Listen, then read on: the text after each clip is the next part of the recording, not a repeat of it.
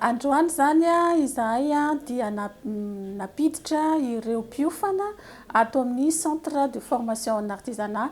Misy 70 mianadary zareo izay mitsinjara ao anatin'ny sampam-piofanana maromaro dia misy ny coupe couture, ny broderie, ny tissage, vannerie, ny corne, ny maroquinerie, ny bois ary ny plomberie. Dia ao anatin'izay sampam-piofanana maromaro zay zany no iparitahan'ireo tanora 70 ireo. Ny taom-piofanana moa zany dia maharitra eo amin'ny herintaona izay maimaimpoana ny hanomezan'ny association an'izay fiofanana izay an'ireo tanora ireo. Anisan'ny tanjona nay lehibe zany dia ny fanomezana asa maharitra ho an'ireo tanora. Ireo tanora ireo moa zany dia avy any amin'ireo toerana isan-karazany eto Antananarivo, eto Andrenivohitra aloha mazava ho azy. Dia ny zavatra ataonay zany dia fanampiana ireo tanora izay sahirana ara-pivelomana indrindra satria tsy afaka nanao fianarana intsony, tsy afaka nanao zavatra hafa kanefa mba te hiotra ao anatin'izay fiainana zay ahazondry zareo ny atao hoe asa maharitra. Ny sivana moa zany dia tsotra dia tsotra ny sivana ato aminay satria tsy afaka mametraka zavatra marobe zahay satria ireo tanora ireo dia hitantsika hoe avy any amin'ny toerana izay hoe ataontsika hoe avy any amin'ny toerana iva zany. Dia rehefa hoe mahay izay atao hoe mamaky teny sy manoratra ary manana fahafahana mikirakira ny asa tanana dia efa azo lazaina hoe tafiditra ato aminay indrindra moa zany mahasotsivana dia hoe izay ao anatin'izay hoe fahasairanana zay satria izay ny tanjon'ny association.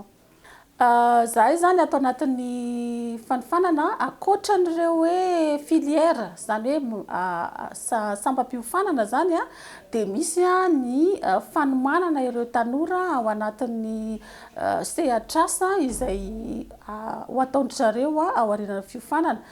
Dia ao anatin'izay herintaona ianarany ato aminay izay dia misy ny fanaraha-maso akaiky an'ireo tanora ireo. Avelanay malalaka zany zareo isafidy hoe na ry zareo rehefa mivoaka avy ato dia tonga dia hoe hiasa any amin'ny orinasa na andeha hanokatra izay atao hoe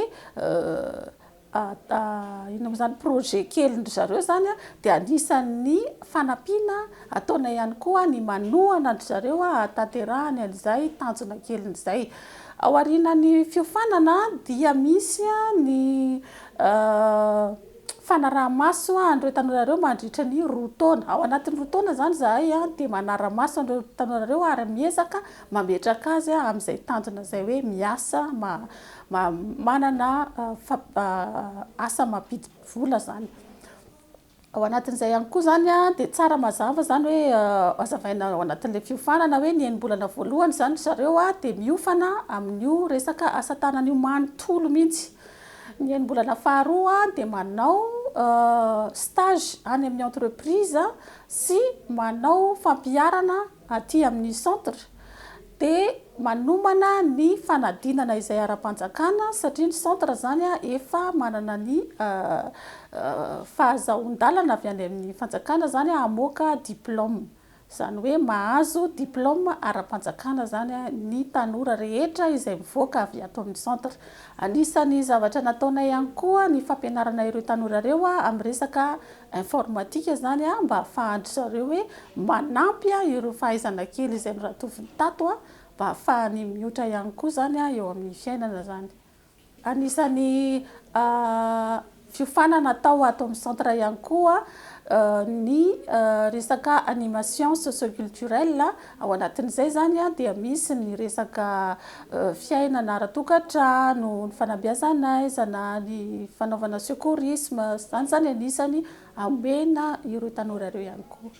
Ny teny kely amarana anazy zany dia anisany hoe faly zany ny tenako ny mpiara-miasa amiko nahafahana hoe napiditra ireo tanora ireo na dia teo raha ny olana izay nisedray ny firenena, nisedray ny olona tsirairay avy amin'ny valanaretina. Ny eritreretra ihany zahay hoe mety tsy hisy mihitsy angamba ny ny mpianatra ny mpiofana amin'ny ty taona vaovaona ity nefa ny zavatra tena nahagaga dia maro be mihitsiny ny tanora izay naniry ny hiditra ao anatin'izay fiofanana zay zany dia tena nisany hoe tena nampihetsi-po ilay izy.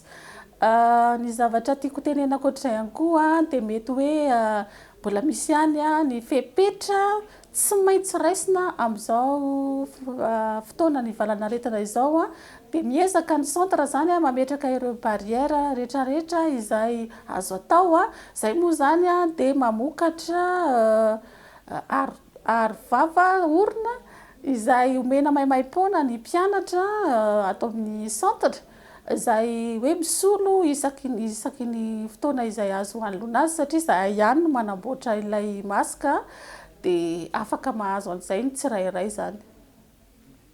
Dia ny tiako tenenina zany marana an'ilay zavatra teneniko izao dia mirary soa ny tanora zany izy fitopolo mianadahy vita soamantsara ity taom-pianarana vaovao ity.